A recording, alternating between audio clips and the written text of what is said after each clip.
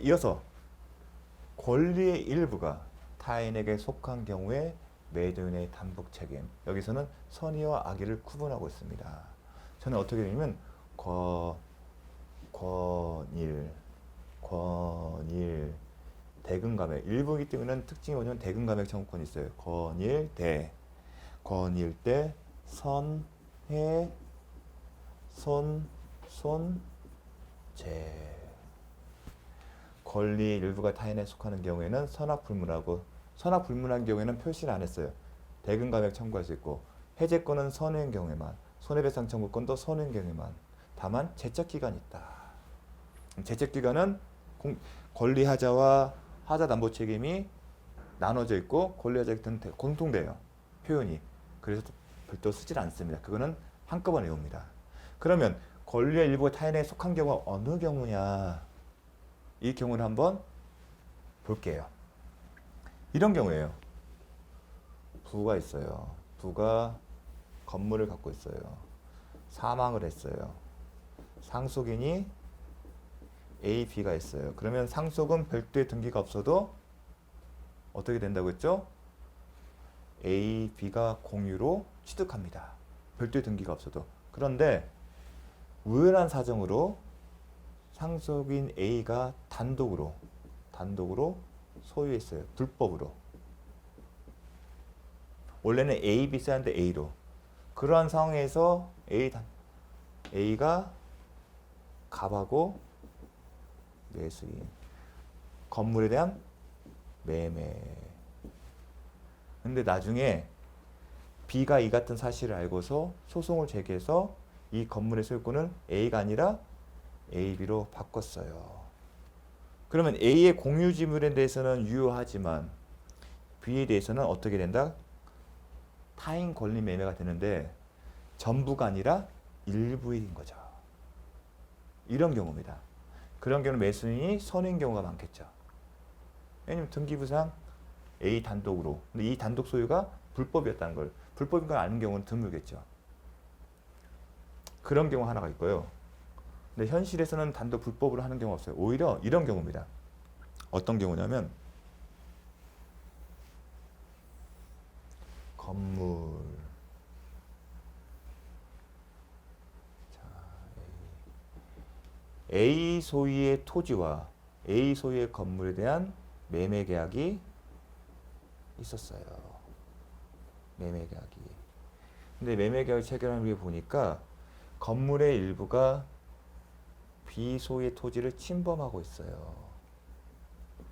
이 경우는 권리의 일부가 타인에 속한 경우는 아니에요.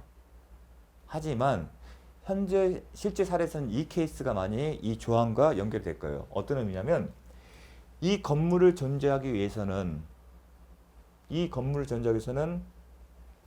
이 토지가 필요하죠.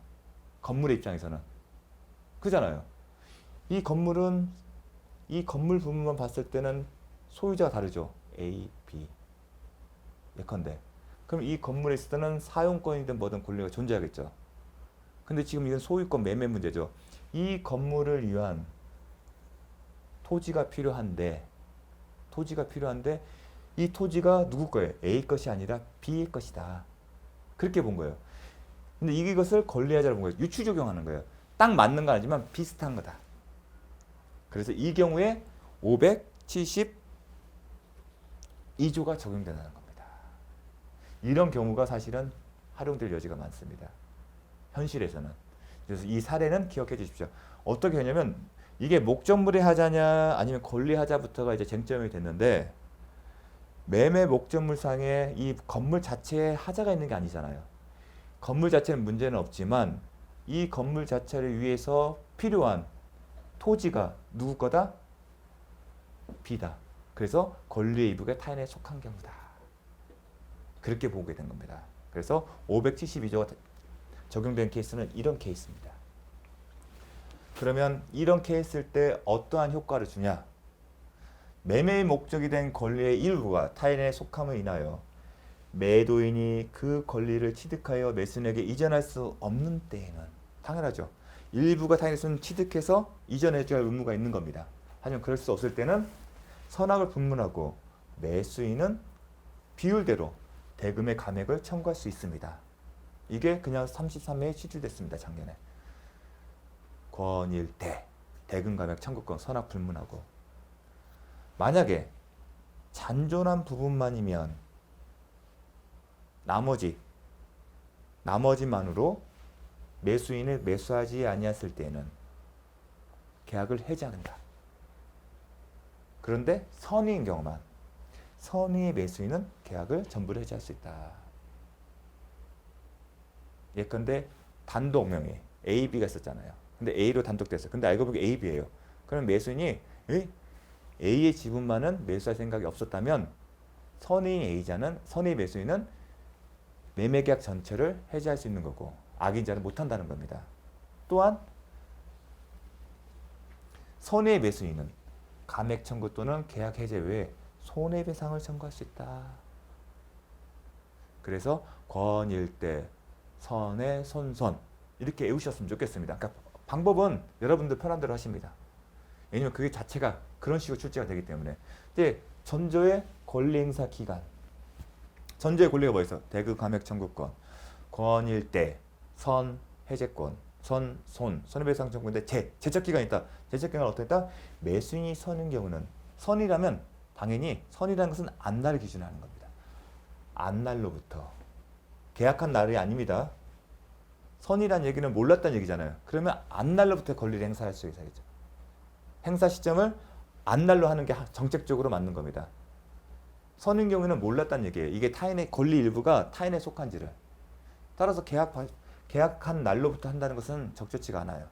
다만 악의인 경우에는 계약한 날로부터. 이게 정책적인 판단입니다.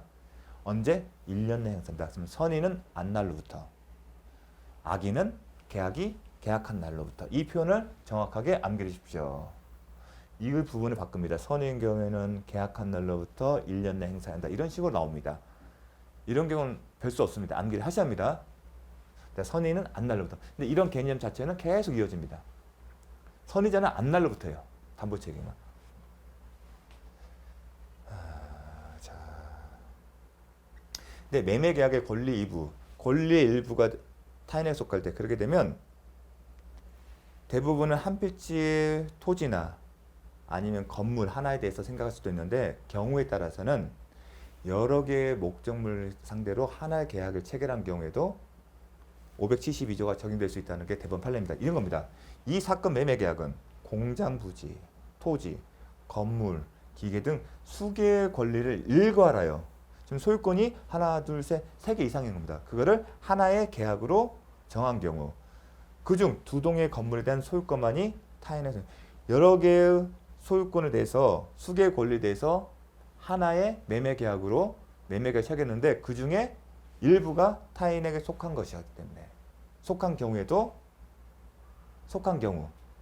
이런 경우에도 다음과 같은 요건, 이 부분에 대해서 타인에게 속한 부분, 그 부분에 대한 가액 산정이 가능한 경우입니다. 그 얘기를 한 겁니다. 두 동의 건물에 대한 소유권만이 타인에게 속하는 것이기 때문에 피고가 원고에게 이 부분에 대한 권리 취득과 이전할 수 없었던 경우이고, 자, 이행 불능이 돼야죠. 그래야 권리 일부가 타인에게 속한 경우에는 이행이 불능해야 담보 책임을 물을 수 있거든요. 그 얘기를 쓴 겁니다. 기록상 이 부분이 차지하는 대금 산출이 가능하다고 보여지므로, 단서가 붙은 겁니다. 가능하면, 이러한 부분에 대한 가액 산출이 가능하면 572조 소정의 권리 일부가 타인에게 속하는 경우에 해당한다 할 것이다. 즉 무슨 말이냐면, 매매 계약이 수개의 소유권, 그러니까 여러 개의 소유권들입니다. 토지, 건물, 기계 이런 것들 다 포함해서 했던 겁니다. 그러한 계약을 체결했는데 그 중에 일부가 타인에게 속했어요. 그런데 타인에게 속하는 부분에 대한 이전 등기 불가능하고, 대신에 이전이 불가능한 부분에 대한 가액 산정이 가능하다면 572조가 적용된다는 거예요. 그 얘기는 뭐냐면 대금 감액 청구권을 할 수가 있다는 실익이 있는 거죠. 매수인 입장에서. 그 얘기를 하고 싶은 겁니다. 그런 내용입니다. 이건 봤고요. 다음, 수량 부족 일부 멸실의 경우와 매도인의 담보 체계. 자, 수량 부족. 이 부분은 대부분 권리의 일부가 존재하지 않은 경우 이겁니다. 수량 부족, 일불멸실. 수량 부족에 관련해서는 개념과 관련해서 출제가 잘 돼요. 어떤 수량 부족이 하려면 전제가 있어요. 수량을 지정한 매매. 여러분이 만약에 전자제품인 냉장고를 세대가 필요하고 세대가 하게 되면 세대에 대한 가격을 정해야겠죠. 그런데 그거는 수량 한 대당 얼마씩 정해야겠죠. 100만 원이면 수량 한 단에 100만 원씩 해서 300만 원 주는 거죠.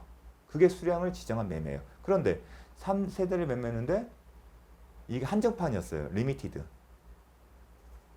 국내에서 전 세계적으로 딱 100대만 생산한 거였어요. 근데 세대가 남은 줄 알고 계약을 했어요. 그래서 하나에 1억씩 하죠. 리미티드니까 3억이죠. 3억을 주기로 계약을 했어요. 그런데 다 팔리고 2대밖에 없다. 수량을 지정한 매매인데 수량이 부족한 거죠.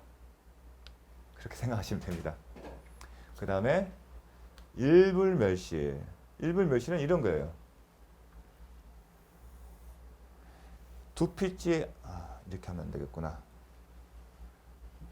자, 수량 부족 개념이었고, 일불멸실은 이거예요. 토지를 한 필지, 이게 한 필지 항상 구분이 되겠죠. 이 두 필지에 대해서 매매 계약을 체결했는데 이 부분이 수용이 됐어요. 이게 일불멸실입니다. 아시겠죠? 요게 일불멸실입니다. 그 부분이 일불멸실입니다. 그런데 주로 시험은 수량 부족입니다.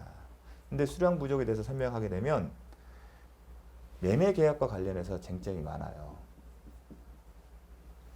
왜냐하면 계약서를 명확하게 쓰면 상관이 없을 텐데 왜 혼동이냐면 매매 계약서에 대해서는 수량과 매매 계약 부동산과 관련해서 수량의 표시는 뭘까요? 면적이에요. 면적. 수량의 표시. 부동산 매매 계약이라면 수량의 표시는 면적과 관련되는 거예요. 그런데 매매 계약서상 면적은 반드시 포함이 됩니다. 표시가 돼 있어요. 왜냐하면 나중에 부동산 신고할 때 필요하기 때문에. 그래서 면적은 반드시 표시가 돼요. 그리고 이 면적을 어떤 기준으로 하죠? 등기부산 면적으로 해요. 그래서 반드시 표시가 돼요. 그런데 이렇게 등기 면적이 표시돼서 항상 수량 지정 매매가 되냐? 그렇지는 않다는 겁니다. 그게 구분하는 게 시험의 포인트입니다. 등기부산 면적을 표시했다 하더라도 일정한 경우에만 수량을 지정한 매매로 봅니다. 어떤 경우냐? 이 부동산의 필지, 이 대부분 토지일 거예요. 건물이 아닙니다. 분쟁은 다 토지예요. 이 한 필지의 토지가 면적이 얼마라는 것에 전제를 해서 이 면적 기적을 해서 평당 아니면 제곱미터의 금액을 산출한 거라면 수량을 지정한 매매지만 그렇지 않은 경우에는 단지 부동산 매매 계약 목적물에 특정하기 위한 하나의 표시일 뿐 더 나아가 수량을 지정한 매매는 아니라는 것이죠. 그러려면 계약서를 보고서 해석하는 문제예요. 근데 대부분은 수량 지정 매매를 안 해요. 만약 수량 지정을 매매하려면 측량을 해야 돼요. 특히 수량 지정이 문제되면 강남에 평당 고액이 고가에 있는 거예요. 그러면 매매 계약 당시부터 수량 지정 매매를 하려면 특정을 합니다. 그럼 계약서에 명확히 써야 돼요. 그래서 그렇지 못한 경우입니다. 그래서 왜냐하면 매매 계약서는 반드시 면적을 특정해요. 왜냐하면 수량 지정 매매는 결국 면적을 기준하기 때문에 오히려 반대로 수량 지정 매매에서는 임대차 계약 경우는 또 명확해요. 요즘은 수익형 부동산 같은 경우는 예컨대 관리회사가 있는 경우 요즘 부동산도 관리회사가 따로 있어요. 본인이 관리하기 힘들기 때문에 그러한 경우에 임대차 계약서에 보게 되면 전용 면적, 공유 면적 명확히 명시를 하고요. 면적별로 차임이 얼마인지 특정됩니다. 제곱미터당 아니면 평당 기준으로 해서 차임이 제곱미터당 평당 금액이 얼마인데 전체 면적이 이만큼이기 때문에 곱하기 해서 산출해서 관리비나 아니면 차임을 결정하는 경우가 있습니다. 그러면 숫자로 명확하게 특정을 해요. 그럴 때는 수량을 지정한 임대차 계약이에요. 유상계약, 임대차 계약은 유상계약이기 때문에 매매계약은 담보책임을 규정했고 담보책임 규정은 유상계약에 준용된다고 했어요. 그러면 임대차 가격도 마찬가지예요. 임대차 가격은 이렇게 분명하게 표시를 합니다. 근데 매매계약은 애매해요. 왜냐하면 면적은 반드시 특정이니까. 부동산 거래 신고할 때도 면적 특정해야 하거든요. 이 특정이 단순히 부동산 목적물 특정하기 위한지, 더 나아가 수량을 지정한 매매인지를 매매계약의 해석인 겁니다. 자, 그 점을 키포인트입니다. 또한 매매계약은 우리가 매수를 하는 경우는 매매계약도 있지만 경매도 있어요. 경매의 경우에도. 근데 경매의 경우는 매매계약서에 쓰는 건 아니잖아요. 면적이 기적된 것은 감정평가서예요. 감정평가서가 있는데 감정평가서에도 면적을 표시를 해요. 기계적으로. 이 감정평가서에 그 면적을 표시된 것을 보고서 이게 수량을 지정할 매매를 할 것인지 아니면 단지 목적물 특정하는 거지. 대부분은 목적물 특정한 겁니다. 감정평가에게는 다 제곱미터 면적 표시 기준 나옵니다. 하지만 그게 수량을 지정한 매매라고 해석하기는 힘듭니다. 의식을 않거든요. 측량을 안 해요. 이게 면적을. 그냥 등기부상 건축물 대장을 참고를 해서 토지 대장을 참고를 해서 하는 경우가 많기 때문에. 그래서 그런 부분이 시험의 출제 포인트가 됩니다. 그래서 그거 하나 더 보겠습니다. 그럼 수량 부적 일부 멸시 예를 드렸습니다. 근데 어떠한 권리는 된다? 그럴 때는 권일 때 이거는 이제 권리 이 규정은 잠깐만요. 일부에 정의하는 경우 이거는 이렇습니다. 수, 일, 선의 매수인이 선의인 경우에만 572조를 준용하도록 되어 있어요. 자, 볼게요. 전 2조의 규정은 572조, 573종 수량을 지정한 매매 목적물이 부족되는 경우와 매매 목적물의 일부가 계약 당시에 이미 멸실된 경우. 계약 당시입니다. 수량이 부족하거나 계약 당시겠죠. 그 다음에 일부 멸실 언제다? 멸실된 경우는 계약 당시. 그러면 원시적인 일부 불능이죠. 근데 원시적인 전부 불능을 배웠죠. 원시적 전부 불능. 그런데 수량을 지정한 매매나 계약 당시 인물에서는 주관적 불능인가요? 아니면 객관적이요? 원시적, 객관적 일부 불능입니다. 그렇죠. 그럼 또 이렇게 원시적인 객관적 전부 불능이 있겠죠. 먼저 그런 경우에는 계약 자체가 성립하지 않기 때문에 담보책임 문제도 발생을 하지 않아요. 다만 계약 체계상 과실, 계약 체계상 과실이 있었으면 책임이다. 535조가 문제될 뿐이죠. 535조가. 다만 원시적 객관적 일부 불능에는 535조가 적용이 되지 않고 담보 책임에 따라서 해결됩니다. 그 점을 먼저 하나 기억하셔야 합니다. 대법원 판례는 원시적 객관적 일부 불능의 경우는 574조가 535조의 특별한 규정이어서 535조의 적용을 배제하는 걸로 해석해요. 적용되지 않는다고 봅니다. 그게 이제 기출이 됐었습니다. 어려운 내용인데. 그러면 선의인 경우만. 그래서 저는 수일, 선의. 그러니까 권리 일부가 타인에게 속한 경우 규정을 준용하는 거예요. 그러면 선의인 경우에만 대금, 감액, 선의, 손해배상, 해제, 손해배상 청구, 제척 이렇게 간다는 얘기죠. 제척 기간도 적용되니까 573조가 제척 기간이니까요. 볼까요? 제척 기간. 선의인 경우니까 안날로부터 1년. 572조가 이거잖아요. 권일 때 대금 간액 청구. 선일 때 해제권, 선일 때 손해배상인데 수일, 수량이 부족하거나 일부 멸시의 경우에는 선의인 경우에만 된다. 수일, 선의인 경우에만 탄핵 권리 일부 규정을 준용한다. 선의인 경우에만 대금 감액, 그 다음에 선의인 경우에 대금감액, 해제, 그 다음에 손해배상 청구할 수 있고 이러한 권리는 안날로부터 1년 내에. 이렇게 외웁니다. 자, 볼게요. 자, 그러면 수량 지정 매매는 어떤 경우다? 수량이 지정됐다는 얘기는 특정물 매매에서만 이제 특정된 경우. 이게 종류, 특정물이 있으면 종류 매매가 있어요. 종류 매매는 그거죠. 냉장고, 에어컨 같은 경우는 가름할 수 있잖아요. 다시 바꿀 수 있잖아요. 수력 부족이 아니잖아요. 다시 메꿀 수가 있잖아요. 근데 특정을 메꿀 수 없는 거예요. 자, 한 필지 한 필지 있어요. 토지. 이게 계약 당시에 수용이 됐어요. 다른 걸로 바꿀 수 있어요? 없잖아요. 이게 특정물 매매예요. 그렇게 이해하시면 됩니다. 이는 매매 목적물이 특정물이 일정한 수량을 가지고 있다는 데 중점 두고 대금도 그 수량을 기준하여 정한 경우다. 수량 지정매 그잖아요. 수량에 따른 대금을 결정한 거다. 그게 수량 지정 매매입니다. 여기까지 이해가 됩니다. 대법원 판례도 이렇게 나왔습니다. 수량을 지정한 매매란 특정물이 일정한 수량을 가지고 있다는 점에 주안을 두고 그 대금도 그 수량을 기준으로 하여 정한 경우다. 그게 수량 지정 매매다. 근데 경매에서 일반적으로 담보권 실행을 위한 임의 경매에 있어서 경매법원이 경매 목적인 토지의 등기부상 면적을 표시하는 것은 일반적 등록 면적을 표시하는 것은 단지 수량 지정이 아니라 토지를 특정하여 표시하기 위한 방법에 불과하다. 제가 아까 얘기했지 않습니까? 집행관이 경매법원의 이임을 받은 간평사가 면적을 표시한 것은 단지 토지를 특정하게 하는 것이지 최저 경매 가격을 결정하면서 감정인이 단위 면적당 가액에 공부사의 면적을 곱하여 산정한 가격을 기준으로 삼았다 하여도 이게 무슨 말이냐면 대부분 감정평가서를 작성하게 되면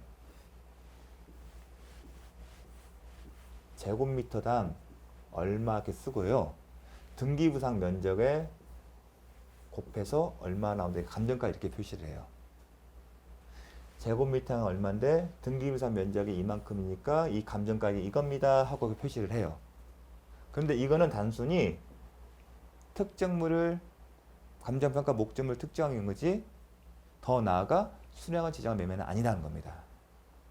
감정평가서 이렇게 기재됐다는 것만으로 수량 지정 매매는 아니라는 얘기를 하고 싶은 겁니다. 그래서 경매인 경우에는 목적물을 특정하기 위한 수단이다. 그 최저 경매 가격을 결정하면서 감정인이 단위 면적당 가액에 공부상의 면적을 곱하여 산정한 가격을 기준으로 삼았다 하더라도 이는 당의 토지 전체 가격을 결정하기 위한 한 방편에 불과한 거지 특별한 사정이 없는 574조 소정의 수량을 지정한 매매는 할 수 없다. 그래서 일반적으로는 수량 지정한 매매가 아니다. 경매의 경우에는. 그렇게 기억을 하셨으면 좋겠습니다. 일불멸시는 계약 당시에 즉 원시적인 일부 불능입니다. 그리고 정확하게는 객관적이죠. 일불멸시 그래서 제가 사례를 드는 겁니다. 두 필지 사는데 한 필지가 수용이 됐다. 부동산 매매 계획에서 실제 면적이 계약 면적에 미달하는 경우에는 그 매매가 수량 지정 매매에 해당할 때 하나요. 그렇죠? 보통 이런 경우가 생길 수 있죠. 표시된 면적과 실제 면적이 다른 경우가 있는데 그 모든 경우가 수량 지정한 매매가 아니다. 즉 574조가 적용되려면 수량을 지정한 매매가 되는 거지 단순히 실제 면적과 계약 면적이 다르다고 해서 무조건 되는 건 아니라는 겁니다. 그래서 제가 아까 처음에 설명드린 매매는 반드시 항상 면적을 기재하기 때문에 면적 기재가 하면 나중에 다를 수가 있잖아요. 그렇다고 해서 그러한 사실만으로 수량 지정 매매가 되는 건 아니고 매매 계약당 면적을 기준으로 대금을 산정했다는 게 분명하게 해석이 돼야 합니다. 단순히 면적이 기재됐다는 것만으로 안 된다는 겁니다. 매매 계약이 이 얘기는 뭐냐면 원시적 객관적 일부 불능이기 때문에 535조가 적용될 수 있는 게 아니냐. 원시적 객관적 전부 불능일 때는 계약이 성립되지 않는 거고 다만 계약 체결상에 과실이 있는 사람에 대해서는 그 상대방이 악의가 아닌 이상 손해배상 책임을 물을 수 있다는 조항이 있습니다. 그 조항을 적용할 수 있냐 문제에서 제가 뭐라고 했습니까? 안 된다. 그 얘기를 합니다. 원시적 불능을 이유로 일부 불능입니다. 535조가 규정하는 계약 체결상의 과실에 따른 책임의 이행을 구할 수는 없다. 왜냐면 특별 규정이기 때문에. 자, 그렇게 기출이 됐습니다. 한번. 참 어려운 내용인데 기출이 됐어요. 악의의 매수인은 수량 부족이나 수일, 일부 멸실에게는 선의의 경우에만 대금감의 해제, 손해배상이 있고 선의의 매수인은 1년 기간 내에 행사해야 한다. 악의의 매수인은 담보 책임을 묻지 못하며 선의의 매수인은 대금 감액 청구권, 계약 해제권. 계약 해제권은 잔존한 부분만이면 매수인이 매수하지 아니했을 때죠. 아까 권리 일부가 그렇게 돼 있잖아요. 잔존한 부분만이면 이를 매수하지 아니한 때입니다. 해제권은 손해배상 청구권을 가진다. 기출. 선일, 수의, 선의 이렇게 저는 외우고 있습니다. 그리고 매수인의 이 권리는 사실을 안 날로부터 선이니까 수의는 선인 경우니까 당연히 사실을 안 날로부터 가겠죠. 1년 내에. 그렇게 가는 겁니다. 요거는 기계적으로 암기를 하셔야 합니다. 다음 넘어가겠습니다. 제한 물건이 있는 경우와 매도인의 담보 책임. 자 575조예요. 그런데 이 부분하고 또 비교할 게 뭐냐면 저당권이 있는 거예요. 그러면 이 제한 물건이 있는 경우 뒷편에는 저당권, 전세권인데 제한 물건이 있는 경우와 매도인 담보 책임인데 보통 경우는 용익적 물건이 대표적이에요. 먼저 설명을 드리겠습니다. 먼저 한번 읽어볼게요. 매매 목적물이 지상권, 지역권, 전세권 이거는 용익적 성격이 강한 것들이죠. 질권 또는 유치권이 목적인 된 경우에 매수인이 이를 알지 못한 때에는 이로 인하여 계약의 목적을 달성할 수 없는 경우에 하나여 계약을 해지할 수 있고 기타의 경우에는 손해배상만을 청구할 수 있다. 이러한 조항이 있어요. 설명을 할게요.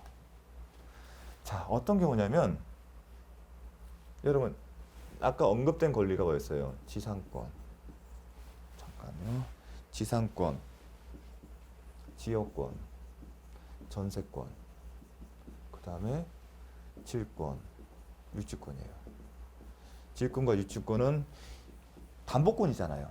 성격이 좀 용익물권과 담보권이 섞여 있어요. 근데 여기 어떻게 보면 목적물의 점유를 전제로 하잖아요. 질권도 목적물, 이건 동산 질권이거든요. 부동산 질권은 없어요. 이 질권 개념은 동산이에요. 유치권 둘 다 점유를 전제로 해요. 점유. 이 점유에 포인트를 둔 겁니다. 이 목적 용익물권도 점유잖아요. 점유를 전제로 하잖아요. 그래서 이 공통점은 점이에요. 점유인데요. 그런데 이 점유라면 매수인이 점유 사실 자체를 모르는 경우가 있었을까요? 대부분이 알 겁니다. 제가 무슨 얘기를 하냐면 여러분 전세권이 설정된 부동산을 아파트나 상가를 매매를 한다고 했을 때 여러분 이 전세권이나 용익물권의 제한을 받을 걸 생각하고 교환 가치를 파악하겠죠. 인식하니까요. 이미 내가 전세권 존재를 아는 경우에는 그걸 감안해서 가격을 설정할 거고 이 전세권자의 운명이 끝나고 나면 전세보증금 내가 돌려줄 책임을 하는 거고 그런 거잖아요. 지상권이 끝난 다음에 내가 이거를 돌려받은 다음에 그걸 다 확인하고 하는 거잖아요. 질권, 유치권 같은 경우는 피담보 채권이 있는 거잖아요. 피담보 채권이 있으니까 이걸 내가 변제해주는 대신에 대금에서 감액을 하겠죠. 그래서 이해관계 조정을 하기 때문에 매수인에게는 손해발생이 없어요. 그리고 이건 부동산 등기부의 공시가 될 뿐만 아니라 점유를 전제로 하잖아요. 내가 그러면 현장에도 안 가보고 매매계 가는데 현장도 안 가보고 아니면 실물도 확인하지 않고 하는 일은 없지 않습니까? 그러한 경우에는 악의의 경우에는 이해관계 조정되기 때문에 굳이 담보 책임을 추궁할 필요가 없는 겁니다. 오히려 이런 경우죠. 지상권이 있었는데 등기부 오니까 지상권이 있었어요. 등기부에 지상권이 있었어요. 권리가 지상권이 있었는데 말소가 됐어요. 순번호, 뭐 지상권 원인, 등기 목적 지상권 말소. 그 다음에 지상권은 지상권 존속 기간 만료 이렇게 해요. 그렇게 되면 이 지상권이 없는 토지를 매수하는 꼴이죠. 매수인은. 그런데 알고 보니까 이 지상권이 불법 말소됐어요. 불법 말소. 그러면 매수인 대부분은 모르겠죠. 이 사람은 이 등기부 신뢰할 수밖에 없는 게 불법 말소되더라도 불법 말소되면 이 지상권은 어떻다고 했죠? 제가 우리 불권법 할 때 불법 말소된 저당권, 불법 말소된 지상권은 지상권이나 저당권 소멸한다. 소멸하지 않는다. 그 이유가 뭐였죠? 등기는 물권 변동의 효력 발생 요건일 뿐이지 효력의 존속 요건은 아니다. 따라서 불법 말소에 따라 지상권의 효력은 상실하지 않는다. 불법 말소는 저당권 효력은 상실되지 않는다. 존속 요건 개념은 대항력하고 보시면 되잖아요. 임대차 계약서나 상가 건물이나 입주택 임대에서는 대항력이 유지되기 위해서는 계속 점유나 대항력을 갖춘다. 그게 존속 요건이잖아요. 하지만 불법 말소된 지상권의 저당권은 그렇지가 않습니다. 그러면 매수인은 이 사람은 불법 말소가 되기 때문에 회복 등기를 할 거고 다시 살아날 거예요. 그러면 매수인 입장에서는 예상치 못한 불이탈을 받는 거죠. 용의 물권이 있으면 자기의 매수 목적을 달성할 수 없는 거겠죠. 왜냐면 자기가 사용을 못하기 때문에. 그 다음에 유치권의 경우에는 대부분 알 수 있어요. 되게 표시를 하기 때문에 내부적으로. 유치권 행사 중. 그런데 우연한 사정에 뒤늦게 발견된 거겠죠. 그럴 때는 유치권의 전부에 대해서는 이제 다툼이 있을 겁니다. 소송까지 했는데 유치권 인정받았다. 그런 경우. 처음부터 아는 경우는 이미 그걸 감안해서 금액을. 근데 담보책임 매매 같은 경우는 교환 가치에 대한 대가를 설정하는 거잖아요. 근데 용의권이 있는 경우와 없는 경우는 교환 가치는 달리 책정할 수 있습니다. 근데 알고서 한 경우에는 대부분 대금에서 그만큼 교환 가치가 줄어들기 때문에 줄어드는 만큼의 대금감도 줄어들지만 이 경우에는 지금 불법 말소 때는 이만큼이라고 생각했는데 이만큼 줬는데 용의물권 제한이니까 교환 가치 이만큼 줄을 거 아니에요. 그럼 그만큼의 조절이 필요한 겁니다. 그래서 현실에서는 이게 불법 말소된 경우가 가장 특별한 예입니다. 그래서 선인 경우만 보호를 된 겁니다. 실무에서는. 여러분 임차권이 설정된 주택을 할 때 나중에 담보계약, 임차권 존재 이유로 담보계약, 담보책 묻는 경우를 한 번도 들어본 적 없을 겁니다. 알고 있었잖아요. 그리고 보증금도 다 인수를 하잖아요. 매매 대비 10억인데 보증금 8억이면 여러분 실제로 매도인에 주는 금액 얼마? 2억밖에 안 되지 않습니까? 거기서 담보책임 운운할 일은 없는 거죠. 자, 그런 개념으로 보시면 됩니다. 그래서 이렇게 써놨네요. 매수인은 선인 경우에만. 그래서 저는 어떻게 했냐면 용익적 권리는 선인 경우에, 그러니까 용익적 권리는 선인 경우에 목적 달성할 수 없는 경우, 대금 감액 문제는 발생 않습니다. 오히려 계약을 해지하는 게 중요할 거고 손해배상 문제입니다. 용익적 물권일 때는 선인 경우에 매매 계약의 목적을 달성할 수 있는 경우는 해지하고 목적 달성이 불가능하면 해제를 하는 거고 기타의 경우에는 선의의 매수인만 손해배상 청구할 수 있고 재찾기가 준용된다. 이런 식으로 기억을 합니다. 자, 또 하나 기억할 거면 이 제한물권 575조가 적용되는 물권들, 권리들, 언급된 권리들 뭔가를 아셔야 돼요. 지상권, 지역권, 전세권, 질권 또는 유치권. 여기에서 언급되는 권리가 뭔지를 정확하게 기억을 하셔야 합니다. 또한 뭐가 있냐면 이 이외에도 대항력을 갖춘 용익적 물건이니까 점유의 포인트를 넣었죠. 그런 게 또 어쩌냐? 대항력을 갖춘 임차인. 임차인도 575조에 해당된다는 겁니다. 또 하나 매매 목적에 된 부동산을 위해서 이건 권리가 존재, 제한물권이 있는 거잖아요. 제한물권, 용의물권, 제한물권 두 가지 종류가 있어요. 용의물권, 담보물권 있고요. 근데 지금 담보물권이 섞여있기 때문에 제한물권에 쓴 겁니다. 이 경우에 쓰는데 또 대항력의 입천도 제한물권 들어가겠죠. 점유에서 포인트 두고요. 포인트 두고. 또 하나 뭐냐면 이건 이런 권리들이 존재하는 거, 예상치 못하는 권리들이 존재하는 경우고 하나 뭐냐면 예상했던 용익적 권리가 없는 경우입니다. 뭐냐면 내가 매수한 부동산 위에서 경제적인 편익을, 사회 편익을 위해서 지역권이 존재할 것으로 예상했는데 지역권이 존재하지 않는 경우. 그러한 경우에 575조가 적용됩니다. 그래서 이 부분을 다시 한번 보겠습니다. 자, 선의한다. 매매 목적물이 지상권, 지역권, 전세권, 질권, 유치권의 목적이 된 경우에 매수인이 이를 알지 못한 때 그리고 계약 목적을 달성할 수 없는 경우에 하나여 해지할 수 있고 기타의 경우에는 매수인이 선의인 건 당연하고요. 손해배상만을 청구할 수 있다. 이 문장이 33회 출제됐습니다. 암기할 수밖에 없습니다. 어떤 식으로든. 다만 제가 설명을 드린 이유는 기억을 돕기 위한 겁니다. 2항 전항의 규정은 매매의 목적이 된 부동산을 위하여 존재할 지역권이 없거나 얘기했죠. 이거 없거나 아니면 그 부동산에 등기된 임대차 계약이 있는 경우에 준용된다. 등기된 임대차 계약.